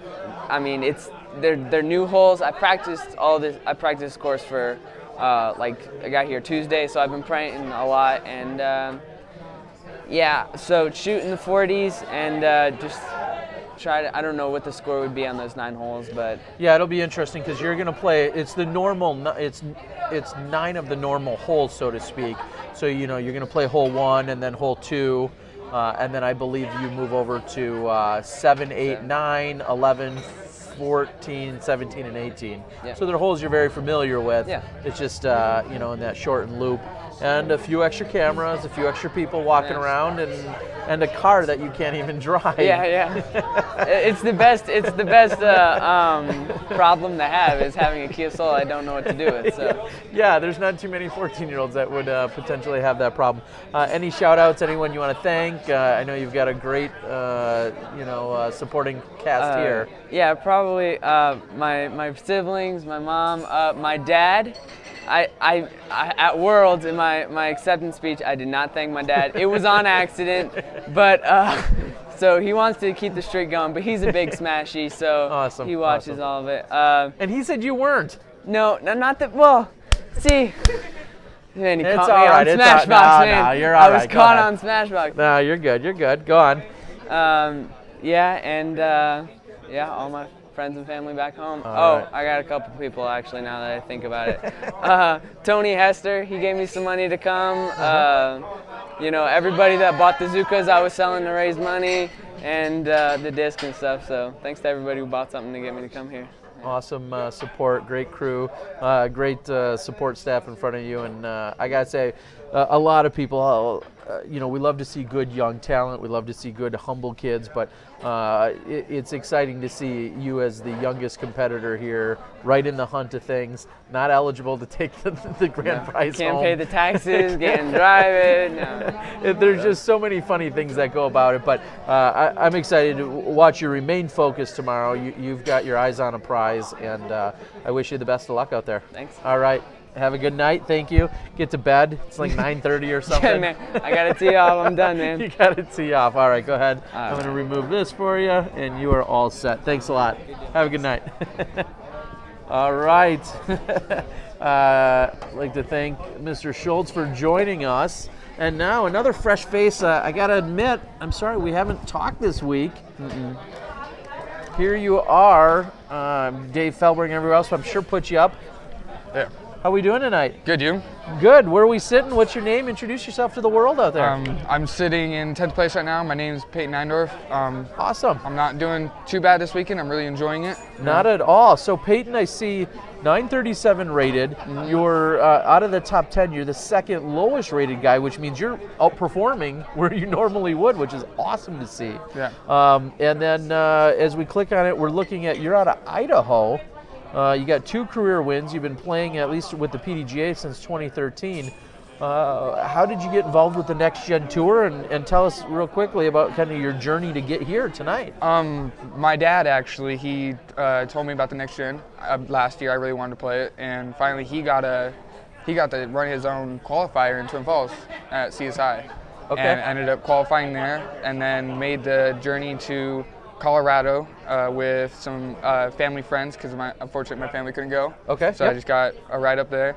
Ended up missing top 8 by one stroke, and Dave talked to me. He said, "You're going. You know, I have people dropping out, so you get the invitation." Okay. And my parents, we got the email. My parents said we're going, so now I'm out here. Awesome. And how old are you? I'm 17. You're 17. So I know we talked about it a little. I mean, obviously we just had Mr. Sias in here. 14 on the leader card today. Mr. Moody, we saw him. He's just 16. You're 17. That's really exciting for our sport to see all of this young talent. Would you say there's anyone you mimic or emulate, or anyone else that you kind of look up to when you're thinking about how you play your game of golf? I actually have a lot of friends and family that say I throw like Will Schustrick. I have the flow of him. Well, I see. Okay, yeah. I see the physique. But I've always enjoyed Ricky. Ricky's one of my really good friends. Okay. He's the one who helped me get sponsored by Latitude. I've always looked up to him. He's one of my idols. He's about as good as they get. As we all know, of course, you're 2-time current world champion. Sponsored by Latitude right now. Where do you see yourself here? You're rated 937. You're in the top 10 at this event as of right now. Where do you kind of see your career going here in the next, we'll say in the next 2 to 5 years? Honestly, after I graduate high school here soon, I would like to go out on tour, get out there, enjoy playing those pro events, see what I can do out there.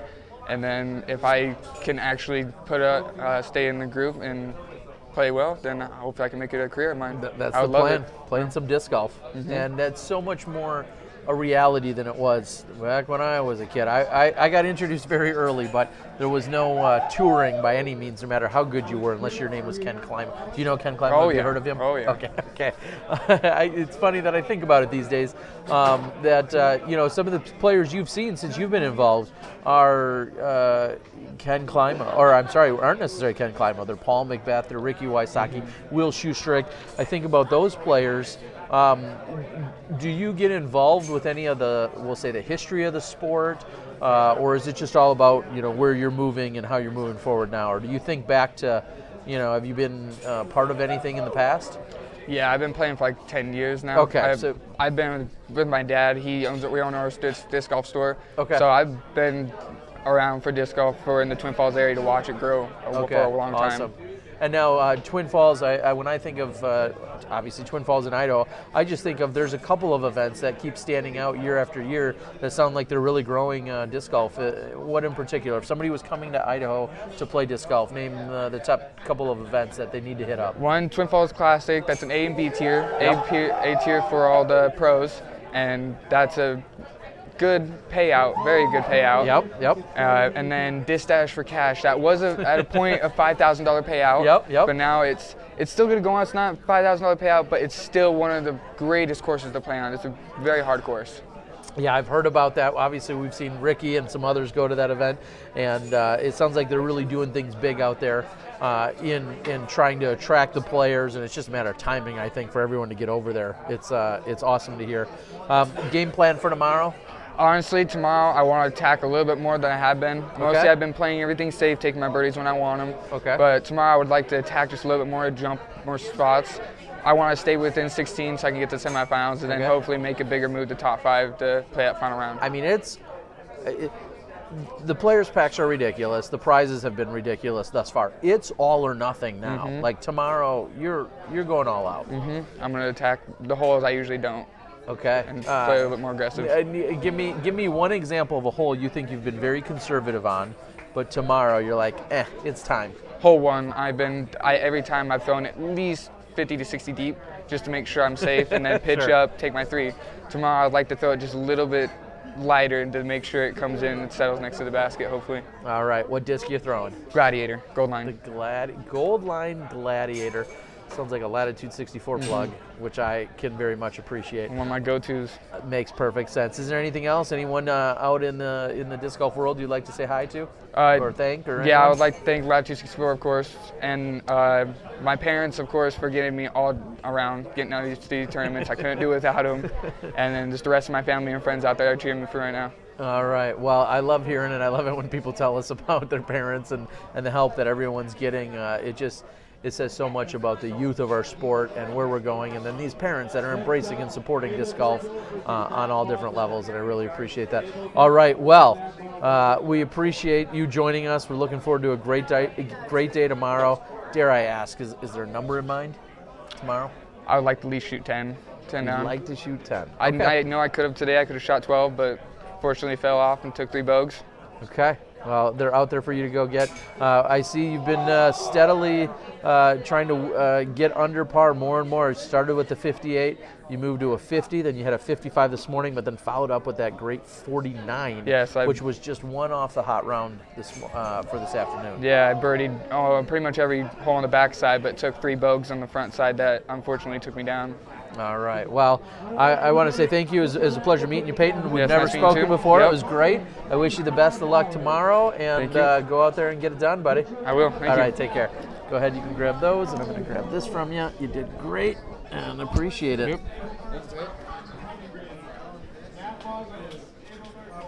Uh-oh. Where are we sitting? 12th? Yeah. All right. That's what I thought. Yeah, we're going to cue you up. All right, Zach, joining us. How are we doing tonight, buddy? Good, how are you? Good. I think we saw each other just a few months ago. Vibram Open, ring a bell? Yeah. All right, and now here we are. You're sitting in 12th place, sitting at 10 under par. That's 9 off the lead. But as I look at all these scores, they're all over the place in terms of all of our different competitors. You got 18 holes starting at 9 a.m. tomorrow. Give us the game plan. first couple rounds, I wasn't really happy with what I was shooting. Okay. So hopefully I can limit some of the OB strokes on the first few holes that I've been having. Hopefully put a good round together for the. And we've heard a lot of people say, and we see it at the professional level, every single Memorial, the first few holes or even the front 9 or so, there's a lot of trouble. There's a lot of water to find. There's peninsula greens.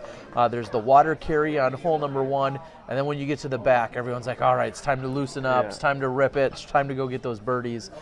So quickly recapping your scores, I'm looking at a 51 to open, a 54. A lot of people really struggled this morning. You came in with a 58, but then you followed up 7 strokes better with a 51 again. Do you have a number for tomorrow? I would hope to get at least under 50. Okay. I don't want to be like too greedy with anything, but I would hope to get a nice under 50 round. All right. I've heard rumor, Dave at one point mentioned there might be a little bit of wind, so we'll see. A 54 may be phenomenal tomorrow. Yeah. We'll see if the wind picks up out here. What's been your experience out here on this course, which last time I saw you was at Vibram at Maple Hill. I don't think you could have any different of a course from Maple Hill, tight, wooded, and long, coming out here to a lot more open and not quite as long. But definitely. What's been your experience out here? I like it out here. It's definitely a lot more. It's a lot open. But watching all the pros play, like the Memorial and stuff like that, I never realized how long this course actually was. Well, they make it look easy. I know. Don't they? Yeah. What would you say is, we'll start with your least favorite hole out here. My least favorite hole is, I don't really know. They're all, I like them all. But I mean, a couple of the holes with the trees, like right next to the basket, I'm not sure how I feel about that. Okay, so I think of like hole number 11 is one where it's like, you have to be on the perfect side of the basket. You really do. I mean, you can be 12 feet away and have the toughest putt to try and make. And then on 14, down by the electrical box, that hole, same thing. You could be 12 feet away and have almost no putt. Yeah. I hear what you're saying there. Favorite hole, though? You got to have a favorite. Favorite hole? Probably hole 4. Highs are over. The downhill, hole 4. Okay. That's a lot of fun. That is a blind hole, downhill with OB just past the basket. Same thing. You come up short there, and some of those low-hanging tree branches might be in your way. You really need to make sure you get it all the way there. Have you performed well on? Are you 3 down through that hole? Not quite 3 down. I actually had a really tough time today. I took a 6. Wow, and it's still your favorite. Yeah. That says something. Yeah. I just a couple dumb OBs. Okay, that's fair enough. So here we're sitting. I was gonna just confirm where you're sitting. You're sitting in the tie for 12. Again, that's 9 off the lead, but there's plenty of golf. I mean, you're talking about obviously the 18 hole in the morning. You're looking in a very comfortable position to move into the 16 as well, the top 16. How do you see things shaking out when you're looking at some of these other scores and knowing that some of these guys they want it as bad as you do possibly? Yeah.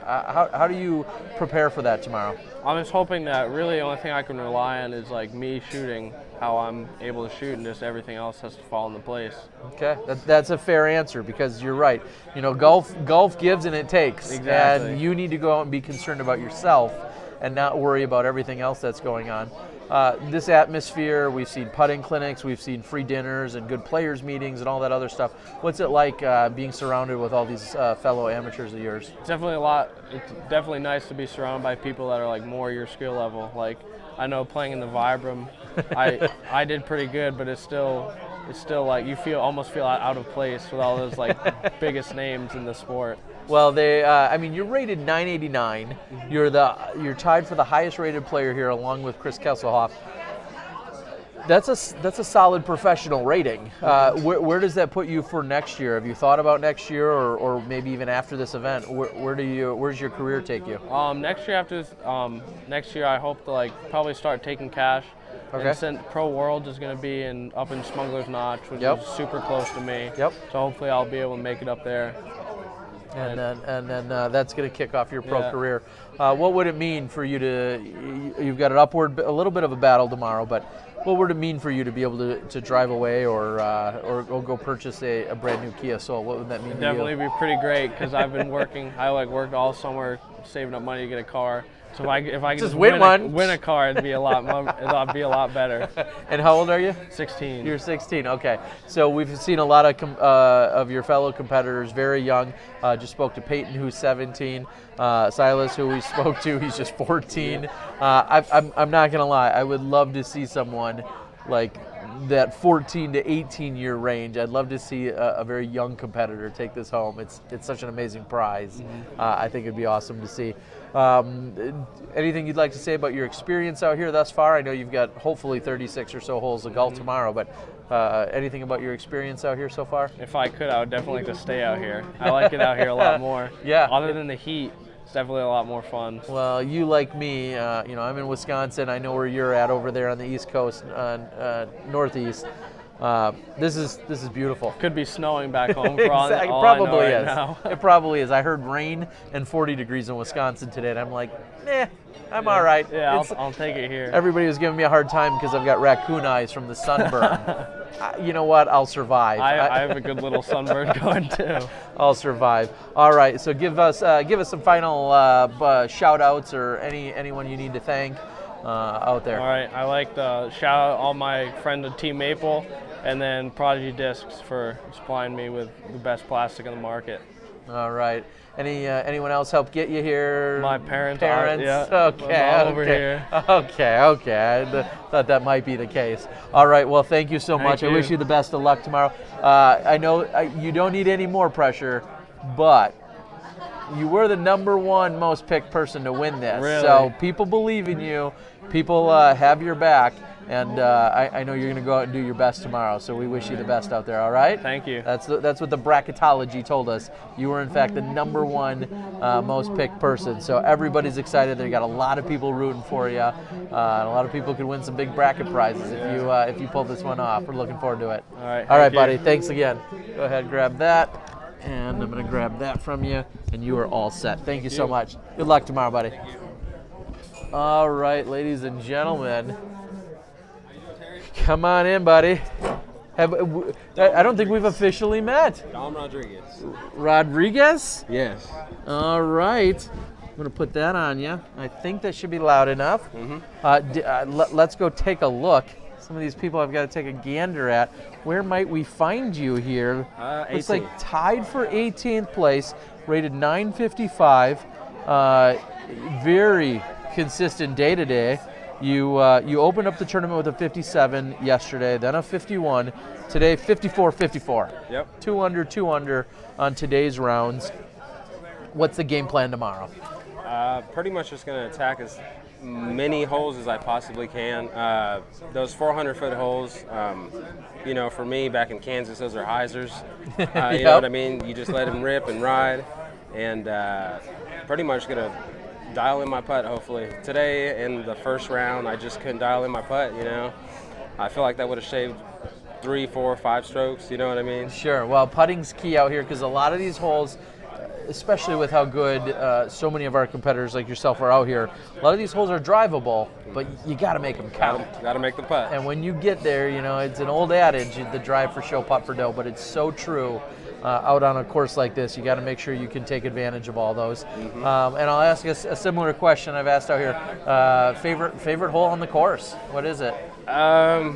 Or maybe, or is that different from the hole you've scored the best on so far? I'd have to say my favorite hole on this course is probably 17. Okay, the long downhill. Long downhill, just because you can get up there, throw something hard and hope it, just finishes a little bit for you. Oh yeah. Okay, least favorite hole. I'd have to say hole number 2 because first round I actually ended up taking a snowman on that hole. I didn't practice off the drive hitting the tree. I never imagined I'd hit the tree, but it's there. No one ever does. Yeah. I practiced strictly that hyzer, and then I ended up hitting the tree, skipping, and then I had a couple putts from right there on water's edge. Yep. Went up there, face mask, rolled right next to me, 15 feet right next to me. Same putt, throw it up, ended up, just kind of laying up after that. So.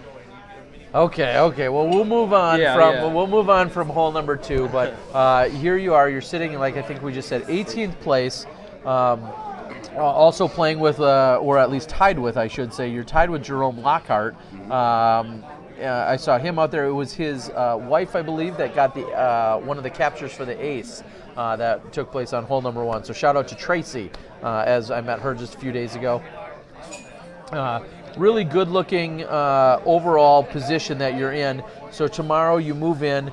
You have 18 holes in the morning, and then you're trying to maintain or just squeak into that top 16. Do you have a number in mind in the morning? Honestly, I just want to shoot negative. You know, Sure. the birdies will come. It's just a matter of hitting the putt, like I said. It is, okay. And what's been the? I know there's a big day tomorrow, but thus far, up into this point, what's been your favorite memory or experience here in the last couple days? What day did you get into town? I actually got here on Sunday. Oh, wow. Yeah. Awesome. I'm from Emporia, Kansas, so me and my buddy Shane Laidlaw ended up driving straight through. Props to him. I only drove 3 hours. I'm sorry. Yeah, and then What's been your best experience in the 3 or 4 days, or the now 6 days you've been here? I want to say just meeting all the new competitors. You know, I haven't really traveled too much other than collegiate nationals on the east side.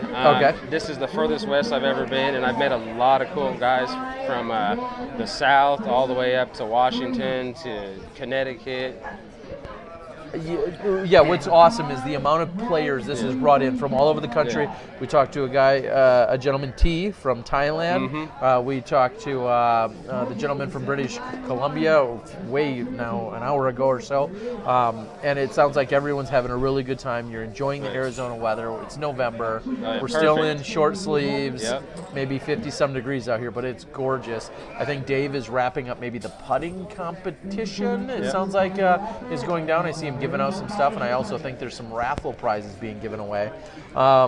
Any parting shots? I'm going to be wrapping things up soon myself, but anything you'd like to say to the world? Yeah, I'd like to give a shout out to my parents, George and Helen Rodriguez. They helped me get here. I'd like to give a shout out to my caddy and girlfriend, Ines Alvarenga. Very important, okay. And I'd just like to thank Dave and everybody who's helped out. I'd like to thank you, Terry, for, Smashbox coverage. Yeah. And just the camaraderie is the best in disc golf, compared to any other sport I've ever played. It is. It's truly special to be here. I always, throw out that hashtag Frisbee family, but that's really what we are. It's true. So many people embracing each other and having a good time, going through these experiences. I've been playing for over 25 years, so to see so many people, to know Dave now for 20 plus years, and to see where we're all evolving, to see where it's going, and the future, is so bright ahead of us. It's just awesome, and it's great seeing this, exactly what it is, the next generation of disc golfers, the next generation of professionals, and what this tour is doing for everyone. It's been truly something special to be a part of, and I'm glad I could do it as well and be here. So if you don't mind, we're going to close out the show together, buddy. All right? Sounds so good. I'd like to thank all of you guys for tuning in. This was a great experience. We're glad we could be here. I want to thank again Chad for helping me get set up tonight. Look for some of the videos. There were some kind of highlight videos that were put out yesterday from rounds 1 and 2. Those are already out there on the Disc Golf Guy channel. Tonight we're going to have some stuff released. Again, thanks to some great editing and some hard work by Chad and myself to get you guys some stuff. We're live tomorrow during the final round, during the semifinals when there's 16, and then also during the finals when it's down to just the top 5 players, and somebody's going to be going home with that brand new Kia Soul, which is very exciting. So I'd like to thank Johnny V. You're always out there. I know you're in support. All of my guests tonight, I can't even remember everybody. It was seriously ridiculous. I think we had Joe Rawlings, Stuart McIsaac, we had Silas, we had Andrew Cornwell, we had T, we had Peyton, we had Matt, yourself, and Dominic. Am I missing one? We had Zach Zach Longio, who we just had in here. So I think we were talking about 8 guests plus Colt. plus Dave Felberg. I hope you guys enjoyed it. I really enjoyed doing it, meeting some of these gentlemen and getting to know them a little bit better for the first time. I know this is the future of our sport and where we're moving on the professional ranks, and the future looks very, very good for us. So for everyone here at Fountain Hills for the Next Generation Disc Golf Tour, thank you guys for joining us. They're going to be closing things out. It's been an amazing night. I want to thank, again, Euro Pizza, the best calzone in the world. That's my official stamp. I'm going to go finally get one. And I want to thank my server, Sherry, for the night. So from all of us in Fountain Hills, Arizona, for Dominic and Terry Miller, the Disc Golf Guy, we'll see you guys live tomorrow when you step inside the Smash Box.